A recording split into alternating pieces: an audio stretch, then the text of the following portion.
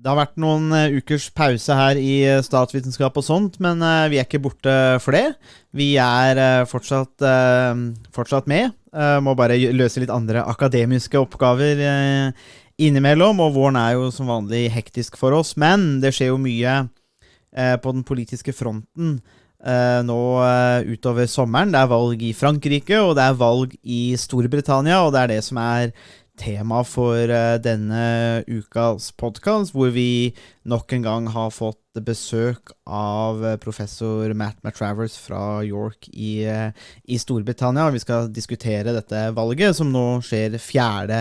juli. Skal få litt tanker fra han, og ikke minst fra oss da, som er naturlig interessert i det her. Så det er det vi starter nå, denne valgkampdekningen. Det blir jo en valgkampsesong egentlig nå, med England, Frankrike og etter hvert også USA, så her er det bare å henge med. Vi i statsvitenskap og sånn skal i hvert fall følge opp ganske mye på det med valg. Men velkommen tilbake til statsvitenskap og sånt. How dare you! Mr. Gorbachev, tear down this wall. I did not have sexual relations with that woman. Read my lips. Hell yes, we're gonna take your AR-15. It's waiting I out. have a dream. Thank you. Welcome back to the podcast, Matt.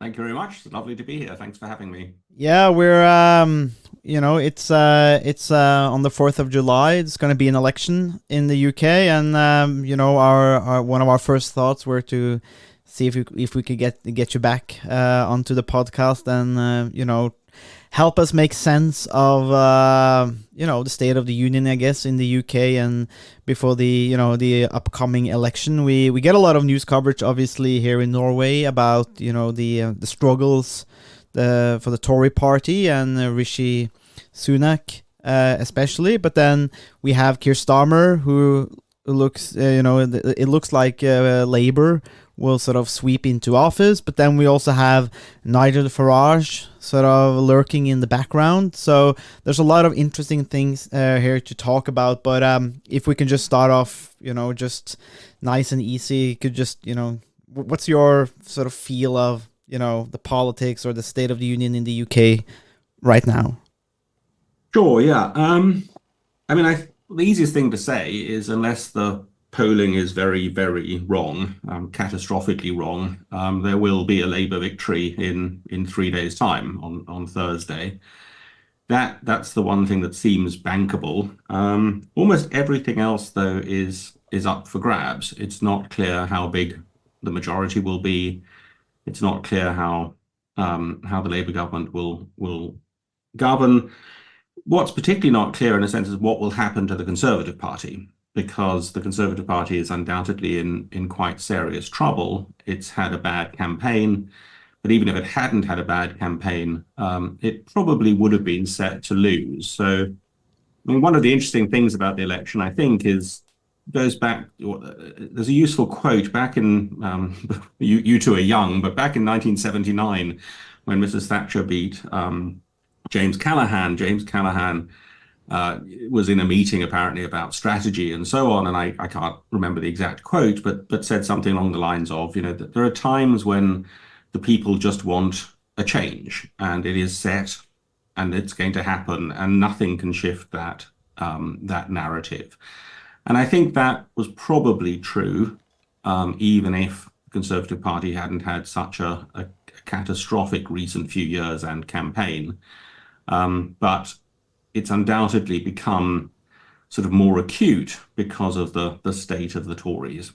So that's where we are. Perhaps I'll leave it there and see where you want to go from here.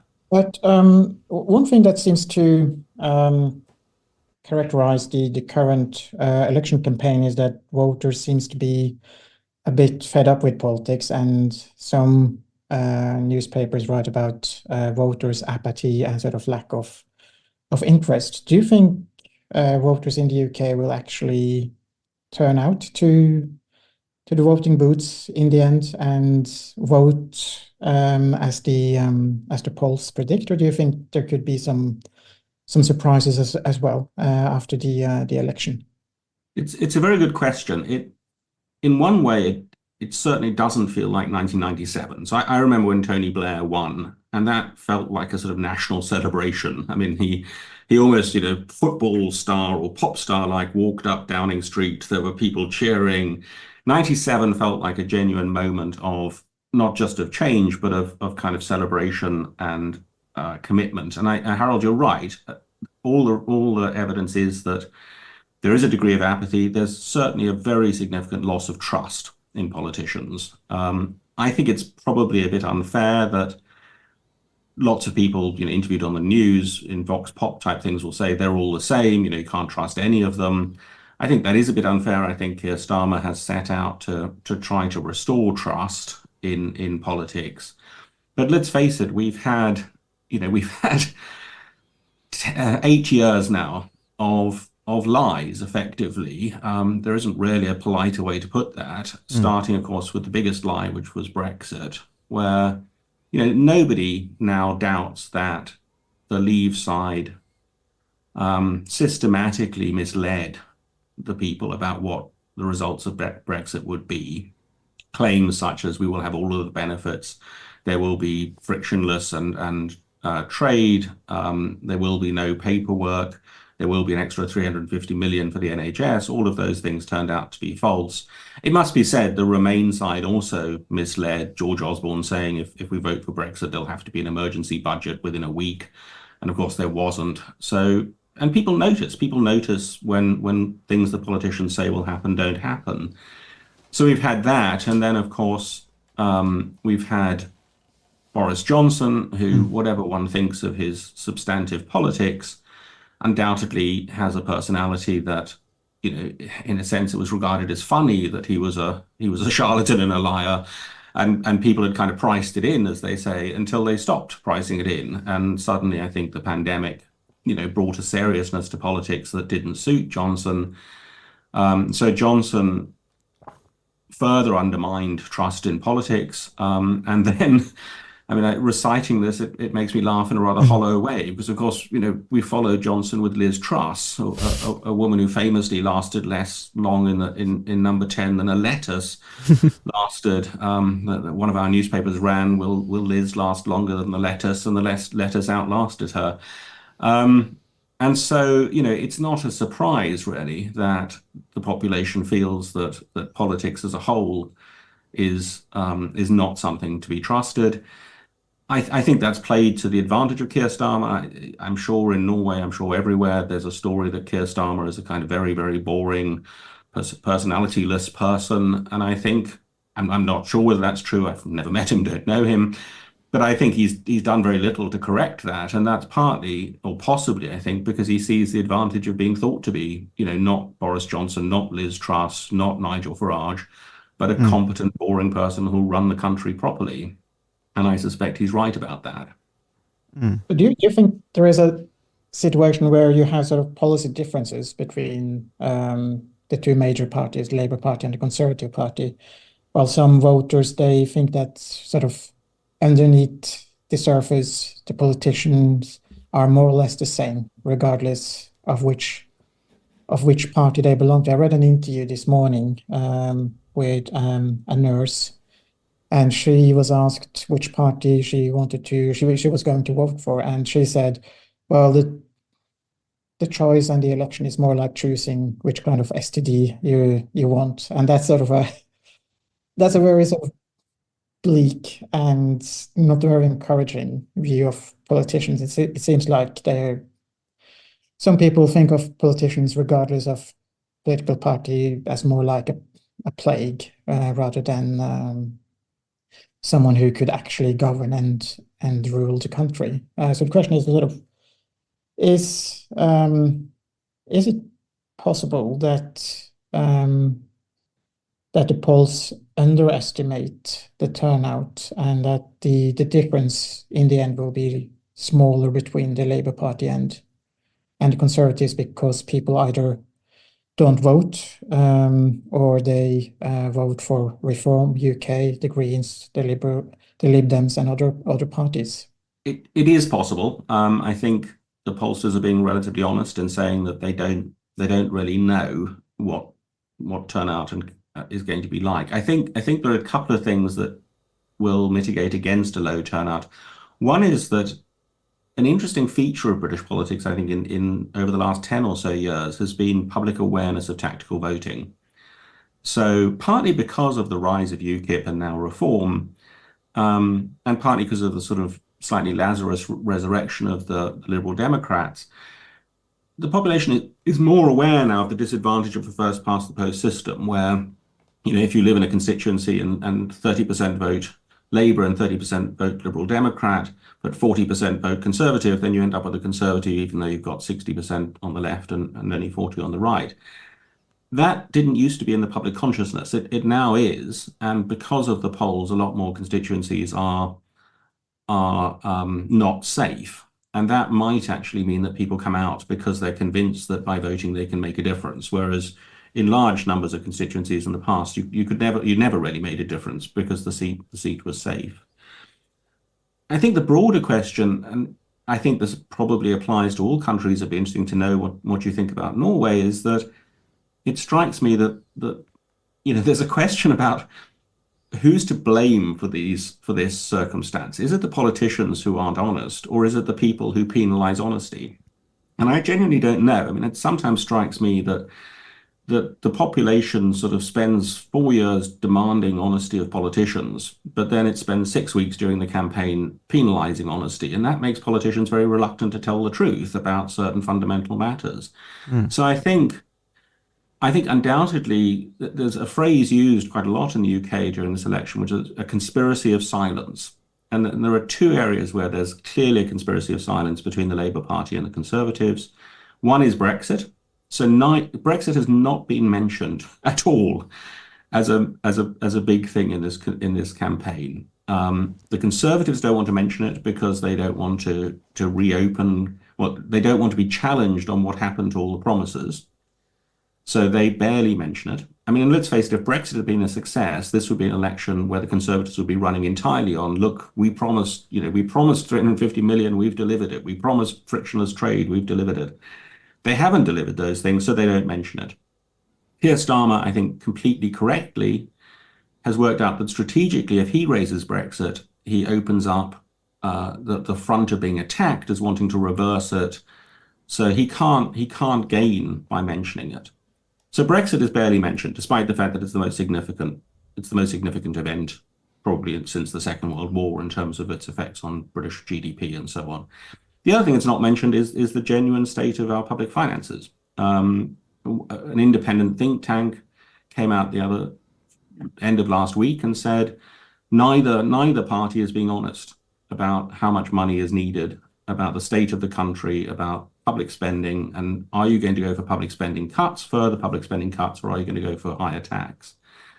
Now, both sides don't talk about it. They claim their manifestos are fully costed, but the fully costing is a joke. I mean, they'll say something like, well, we'll get 6 billion from cutting down on tax avoidance. Well, if there was 6 billion going from tax avoidance, somebody would have cut down on it before now. So, but I don't, as I said, I find this interesting because I don't know whether we get the politicians we deserve, because I think if Keir Starmer were to come out and say the Conservatives have basically wrecked the economy, they've imposed 14 years of austerity in order to restore the NHS, in order to have roads that don't have potholes in them, in order to have social care, I'll have to put up income tax by 2 pence, he would get slaughtered in the polls and slaughtered by the newspapers. So, of course, he doesn't say that.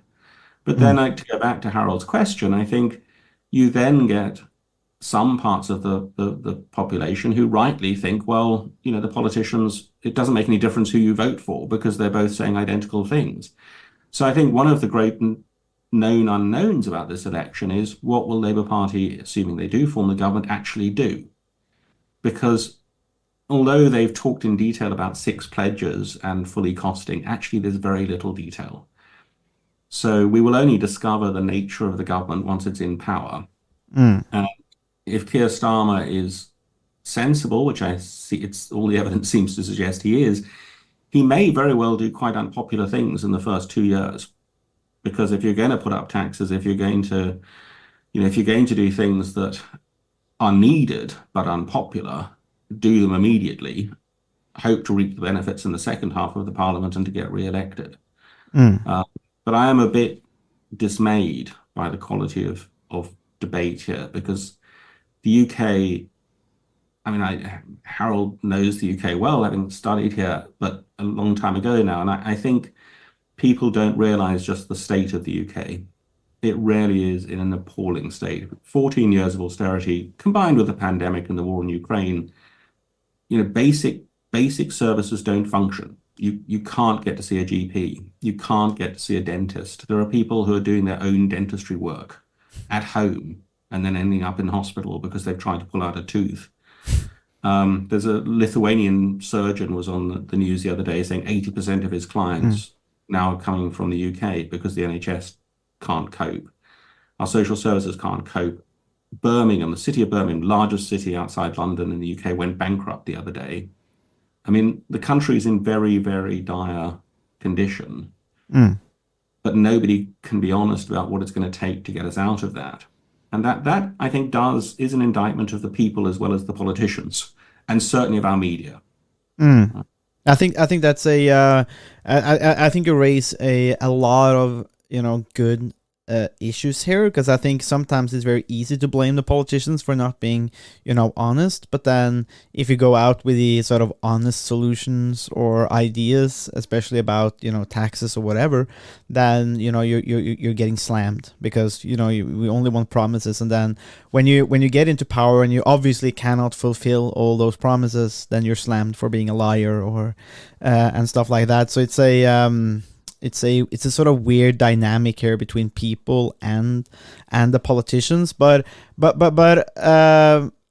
if we can just talk a little bit more, I guess, about the sort of zeitgeist now in the UK, because I mean the problem, at least the way that I felt if you go back to 2015, 16, 17, maybe the heydays of Trump, but also the Brexit issue, and you had Nigel Farage coming in, and for me that seems like the sort of ultimate failure almost of a system, when Nigel Farage comes in to offer solutions, and people were looking to him. Perhaps some people were looking to him for solutions in the same way that they were looking to Trump, and they might be looking to Trump again in the United States, but at the same time, I'm a bit unsure here about the zeitgeist. Do you think that if you can speculate somewhat, is the sort of environment ripe for Nigel Farage and his solutions now, or does it feel different than 7,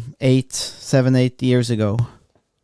That's a great question. I'll give you a two-part answer. The first part is, by my standards, quite optimistic, and then the second part is pessimistic.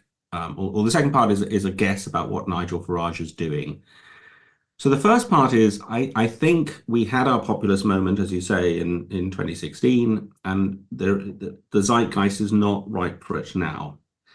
And I say that with some feeling, having woken up this morning to look at the French elections. We're not going to get a far right, a huge surge of far right support. Nigel Farage's support will level off. It'll level off quite high at 16% or so, I imagine, but there is a barrier to going any higher. So at the moment, he's not seen, I think, as offering solutions. He's seen as a protest vote, effectively. And interestingly, he's not even trying to offer solutions. He's not talking about the success of Brexit. He's not talking about what he would do. His whole pitch is, this is, become part of the revolt. We will revolt against the establishment. Ironic from a rich ex-stockbroker who went to private school, but there you go. So what's he doing? Why has he chosen to re-enter now, given that this is, I think, not the moment? The answer to that, I think, is what he thinks is going to happen in 5 years' time. So here are two conditionals. If Keir Starmer gets in on something of a wave of optimism and then disappoints, then I think he thinks the time will be good. So in that sense, I think he's thinking this is centrism's last chance. And if Starmer fails, which is not unlikely given the state of public finances, then there'll be a moment to pounce. I think he's combined that with a second thought, and this is another of the great known unknowns, is what will happen to the Conservative Party. So if the Conservative Party really fails in this election, then I think he's thinking in terms of effectively taking it over. Either because it fails and he becomes the sort of conservative voice, or more likely because the rump of the Conservative Party that's left essentially invites him and his ideas in. So I think that's what's going on. His thought is at the next election, if Starmer's failed and if the Conservative Party either has sort of withered or has more or less merged with Reform, then that will be his moment. I don't know. I mean, it's the honest answer. Who knows what will be true in 5 years' time? My hope is that he's wrong. I hope that Keir Starmer's government will succeed, even if it just succeeds modestly. I think that might be enough. I think the population isn't expecting Tony Blair-like, transformation. I think if he can show that, by working hard, by just being boring and competent, government can actually deliver a better NHS, better roads, etc. I think that might satisfy, and he might very well win in 5 years' time. If he doesn't, then I think there will be trouble. What happens to the Conservative Party is fascinating, because the Conservative Party has a very strange, I think quite a strange mechanism for electing its next leader. So let's assume Rishi Sunak stands down. What happens then is that the Conservative MPs have an internal race to become leader, and the Conservative MPs have the choice to nominate 2 people to the Conservative membership. So that's how they ended up with Liz Truss. The Conservative MPs nominated Rishi Sunak and Liz Truss, clearly preferring Rishi Sunak, and the Conservative membership elected Liz Truss. Now, I think we have no clue what's going to happen, because we have no clue which Conservative MPs are going to be left. So if some of the polls are right and there's a real sort of slaughter of the Conservatives, it might be that the only Conservative MPs left are very centrist, middle-of-the-road Tories of the old school. But it might be that they're all defeated and we're left with, the kind of rabid Trumpite right wing. But so what will happen in a week's time within the Conservative Party is a genuine unknown, I think. There's no evidence, and there never has been, that you can win from the extremes in a first past the post system. So if they do go the Reform Farage route, I don't, even if they go that route, and even if Starmer fails, I don't see Farage's bet working out. But people have underestimated him as people underestimated Trump. He is, I must admit, and I'll be honest with anyone listening, I despise him. I think he's dishonest. I think he's mendacious. But there's no denying that he has been an extraordinarily influential politician. For a man who's never held domestic elected office, he's probably the most influential British politician since the war. And so, I say with caution that I think he's wrong, because he has succeeded in the past, in ways that nobody would have predicted. But I think that's his plan. So the very quick answer is the zeitgeist at the moment feels more depressed and apathetic than it does full of protest and anger. There is protest and anger, and it will come out in 12-16% of the population, but it's nothing like looking across the channel at France, which is a genuinely worrying outcome. I mean, if Le Pen's party wins next week, I think we're looking, and Trump wins in November, we're looking at a really terrifying world, and a world in which certainly I think Ukraine has had it. Possibly many other Eastern European countries, like the Baltics and so on.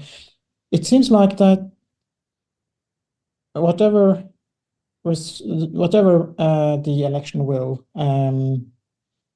end up with, it will be a lot of uncertainty in the UK, both for the political parties and for the governing party.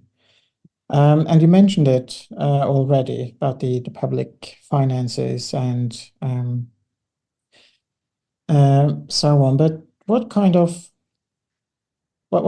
room for change will it be, if any, with a new Labour Party. You mentioned it a bit already, but could you elaborate a bit on what kind of change could Keir Starmer possibly manage to create? Because if the public finances are as serious as been suggested, then it seems tax raises and cuts will be sort of the only two alternatives left.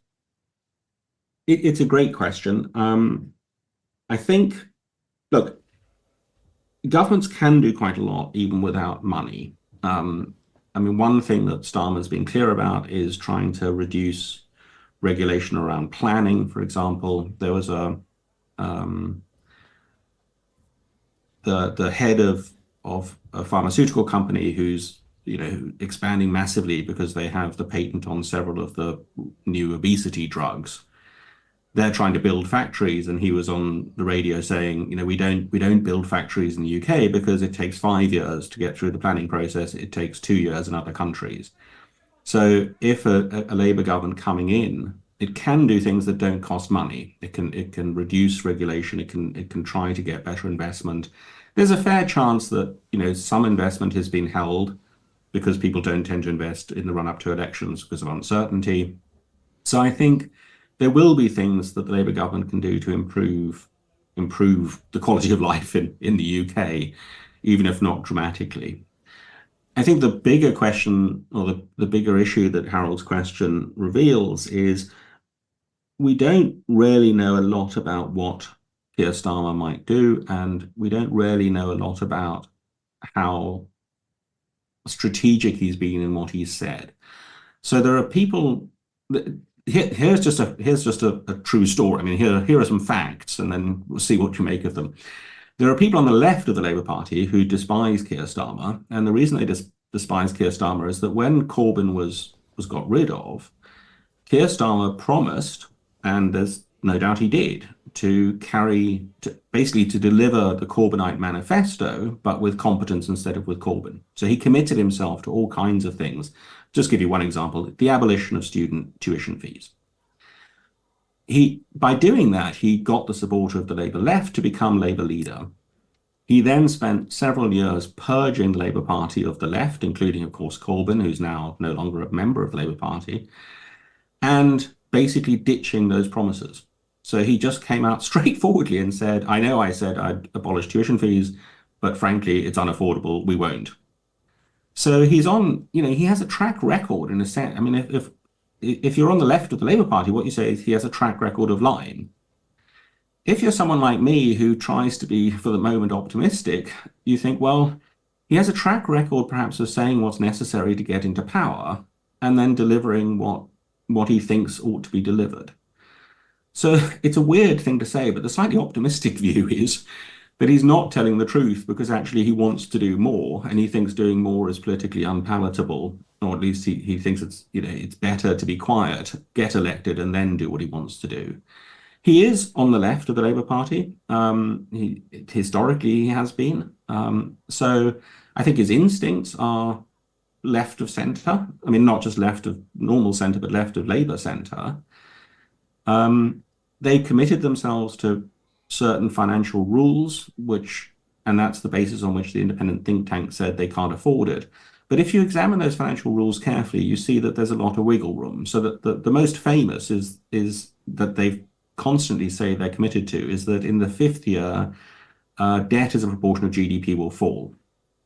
Now, everyone understands that as if a parliament is 5 years, then in the final year of the parliament, debt as a percentage of GDP should fall. But actually, it doesn't have to be calculated within a parliament. So every year you can restart the clock. So you can spend more money, borrow more money, and then say, well, in 5 years' time, debt will fall as a proportion of GDP. But the following year, you borrow more money, and you say, well, in 5 years' time, so the fifth year just moves eternally backwards. So this rule actually doesn't mean anything, so long as you're prepared to be a bit shameless and say, I know you all thought I meant in 5 years' time, but I actually only meant in the fifth year of this spending plan. And if you update the spending plan, so there's more wiggle room, particularly if he is prepared to sort of take it on the chin and say, I know I said that, but now I've looked at the books and I've realized, we have to do something different. And the evidence from the way he treated the Labour Party is pretty strong that he is willing to come out and say, I know I said this, but I've looked at it and we can't do it that way. We have to do it another way. So it could be that it's a more radical government than it seems. It's hard to believe it won't be a bit more radical than it seems, because this election campaign has been, on the part of the Labour Party, just extraordinarily cautious. I mean, it's the most cautious campaign I can remember of any party. I mean, effectively, they come to every party political broadcast amounts to, we won't do anything too scary, vote for us, vote for change, it'll all be okay. And that's pretty much it, really. So when they get into power, they must do more than they've said. Quite what direction they'll go in is I'll be fascinated to see, because I'm slightly fascinated by the Starmer personality. This is a man who's been utterly ruthless in changing the Labour Party. And so he's been ruthless and incredibly competent in changing the Labour Party. I suppose my optimistic thought is, if he can be ruthless and competent at running the economy, running the country, then that will be a good thing. Even though it's an irony, it's a sort of platonic irony that you have to tell the masses lies in order to get into the position to do what's good. That is, that is really fascinating, because of the UK newspapers, I in general pretty much only read The Guardian. That's what I have time for, and I think I have a subscription as well, to sort of cover what I need, I guess. But this is only taking from one newspaper, even though it's Manchester, and I don't like Manchester, obviously, but as a Liverpool fan. But that doesn't matter. What I see in a lot of the articles is that, at least in The Guardian, there's a lot of articles focusing on how similar Starmer or Labour sort of promises are to Tories. The Tory policies, the spending plans or the tax cuts or the tax regime, and stuff like that. And so, yeah. So do you think that's a sort of like a strength, or is this a part of a strategy to sort of be very cautious, and then when you get into power, then you're just gonna say, well, actually now I've taken a look at the Tory tax regime and that's not doable at all, I'm gonna change it? Is that that's the game you think Labour and Starmer is playing? If I had to bet, I would say yes, that's the game they're playing. But the alternative, which I wouldn't bet my house on it because I don't know, the alternative is that they just are as cautious as they're saying. So, it's possible that the Labour Party really is as kind of centrist as it's saying it is, in which case it will govern in much the same way as at least some parts of the Tory party might have done.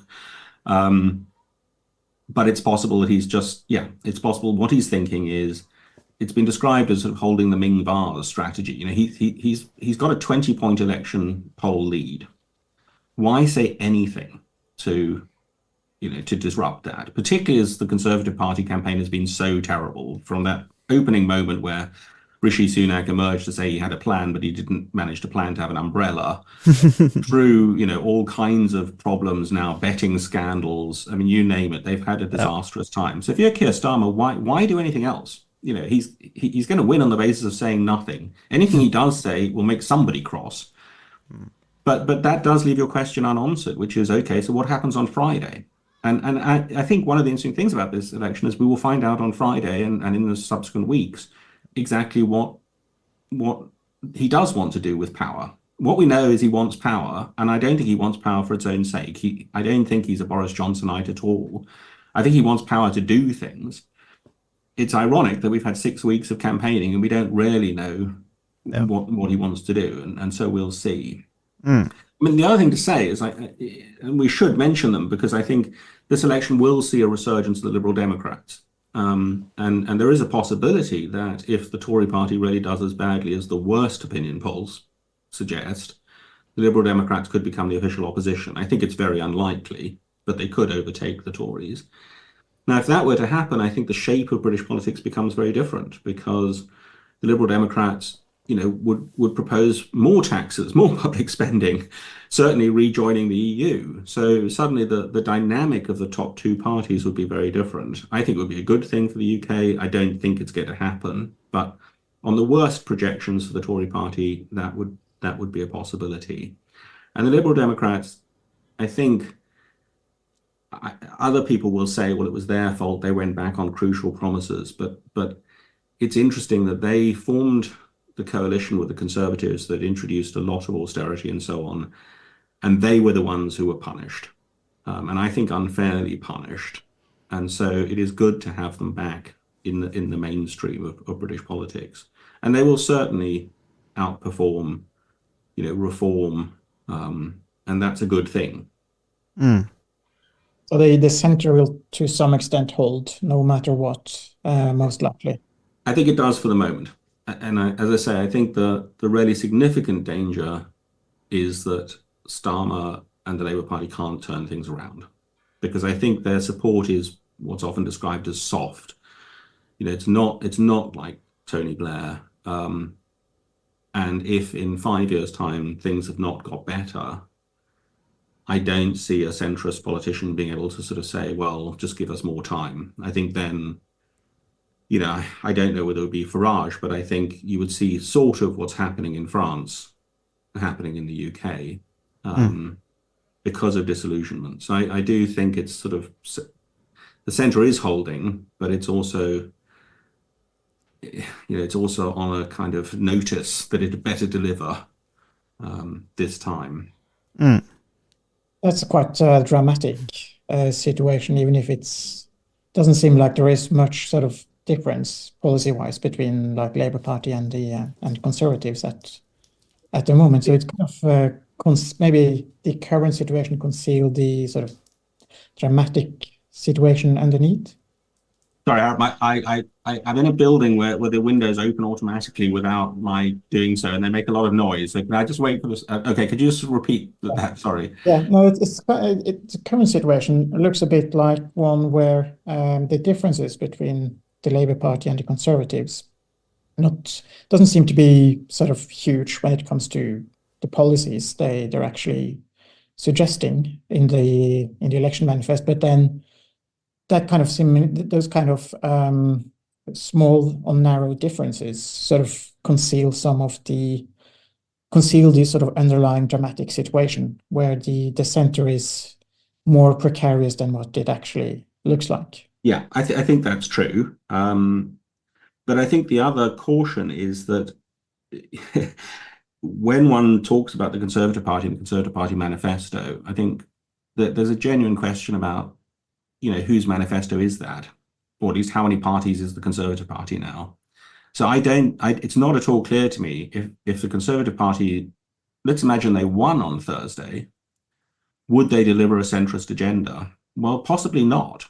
There are things that are not in the manifesto but are talked about openly, like leaving the European Convention on Human Rights, which only Russia and Belarus have done. So I find it's difficult to tell what the Labour Party stands for because they're being quiet. It's difficult to tell what the Conservative Party stands for because it stands for at least two completely different things. It has a very radical Trumpite wing now, and it still has a very solid core of, let's call them kind of traditional one nation Tories.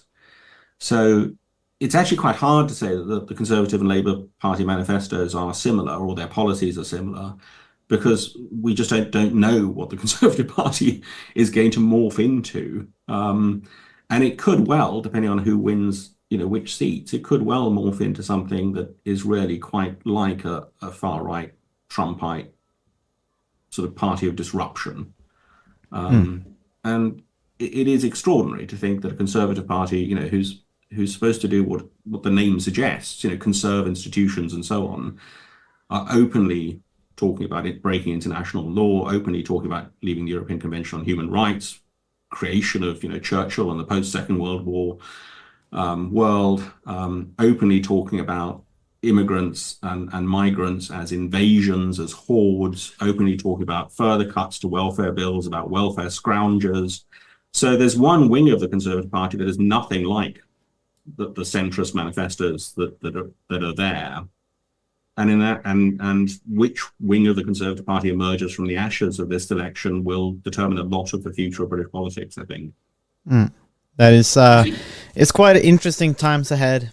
I think for the UK, and you know, just the whole situation. I think in the UK, especially, you know, I'm thinking about just how, you know, I guess one recipe for success for Starmer and Labour would be to just, you know, achieve something that makes a concrete, you know, impact in people's life. I think that will buy you a lot of, you know, leeway and goodwill if you can do something that is tangible and concrete, and that goes some way of, you know, helping. I was looking at some statistics here from, you know, from the last, you know, 14 years, and, you know, owning a home in UK has become harder, you know, especially as well for the middle class. And here, you know, you're talking about the centre holding, but it's also quite difficult for the centre to hold if owning a home has become harder, renting a home is more expensive, you know, building enough houses.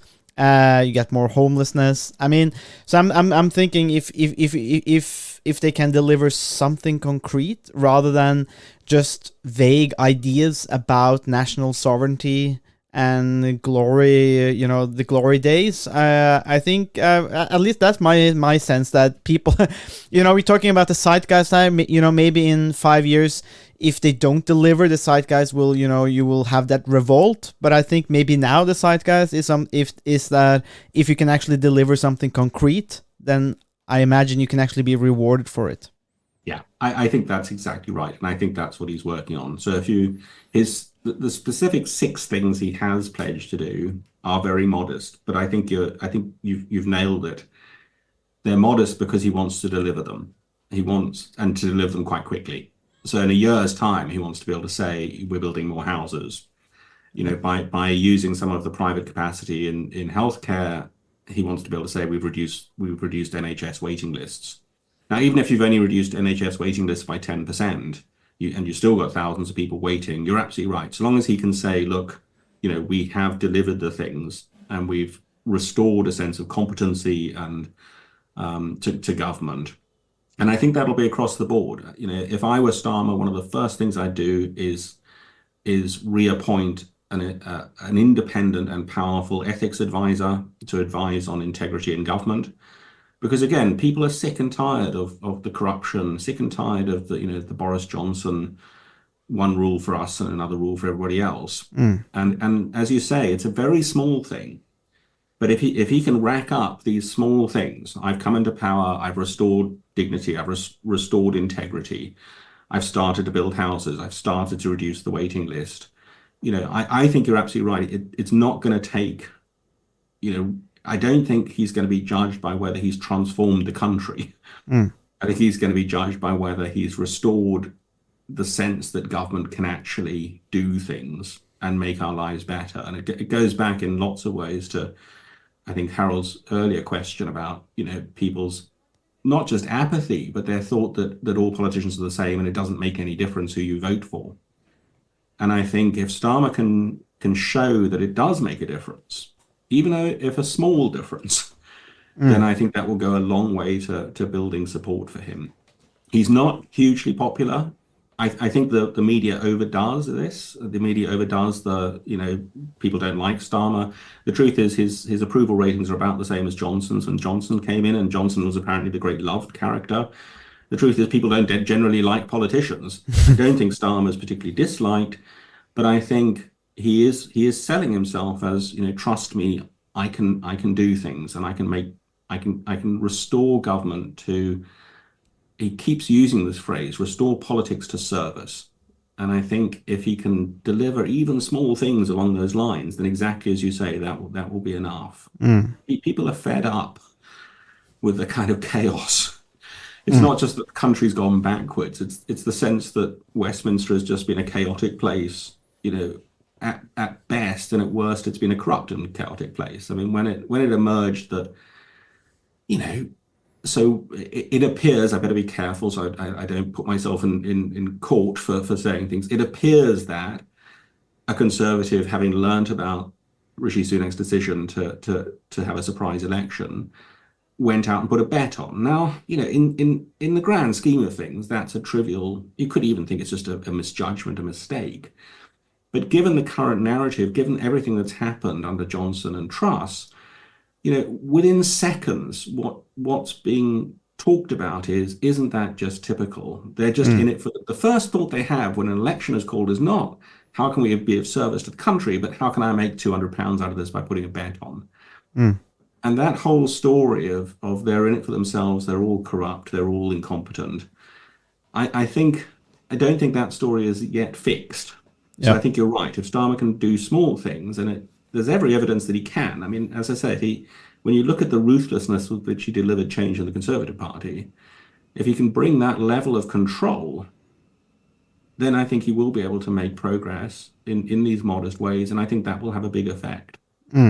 Yeah. And the Conservative Party, after 2016 and the Brexit referendum, they promised big changes in the UK, and everything would be a lot better. And then it turned out to be a complete disaster. So maybe small and modest changes is something that the electorate would prefer, rather than the grand sort of dramatic changes the Conservative Party never managed to deliver, and they just ended up being incompetent at best. Yeah, I think that's right, and it should be a cause of despair, but actually it plays to their advantage that partly because of the media here, there are many areas of politics where people just do not seem to be terribly well informed. So, it's been extraordinary that the Conservative Party has tried to attack Starmer on the basis that taxes will go up. But when people think about taxes going up, what they think about is income tax in particular.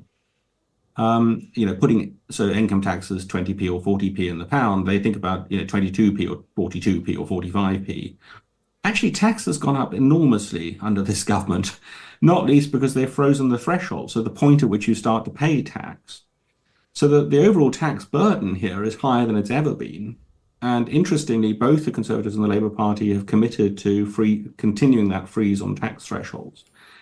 So again, it goes back to the sort of conspiracy of silence problem that actually Starmer can say, I'm not going to raise income tax, because he's not going to put any more money on the rates. But by continuing to freeze the threshold, that means as inflation and pay rises go up, more and more people pay tax. The overall tax burden goes up enormously.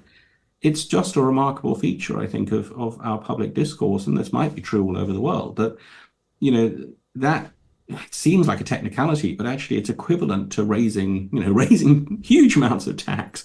But because it's not the headline figure, it just happens. And again, I think Starmer's rather ruthless characteristics will allow him, he will keep his promises about not raising the specific taxes he's mentioned.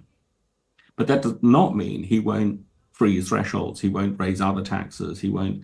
And I think, as I said right at the start, I think his instincts are left of the centre left.